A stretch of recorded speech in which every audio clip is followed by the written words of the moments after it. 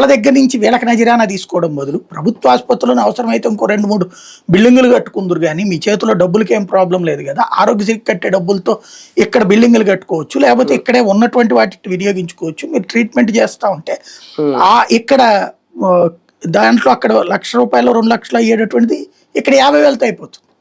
మందులే కదా ఇక్కడ అవసరమైనటువంటిది, మిగతా అది అకామిడేషన్. ఇప్పుడు దాంట్లో ఏంటి అకామిడేషన్, ఏది బెడ్ కింద ఇవన్నీ ఉంటాయి, ఇక్కడ అంత ఇవన్నీ తగ్గిపోతాయి కదా. ప్లస్ అక్కడ మెడిసిన్ కి ఇక్కడ మెడిసిన్ కి తేడా ఉంటుంది కదా.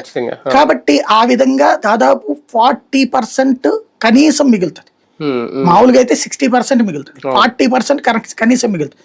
ప్లస్ గవర్నమెంట్ హాస్పిటల్ పట్ల పాజిటివ్నెస్ పెరుగుతుంది. గవర్నమెంట్ డాక్టర్స్ కి అదనపు ఇన్కమ్ అవుతుంది జీతంతో. ఇది చేయగలిగితే బాగుంటదని నేను ఎన్నోసార్లు ప్రస్తావించాను.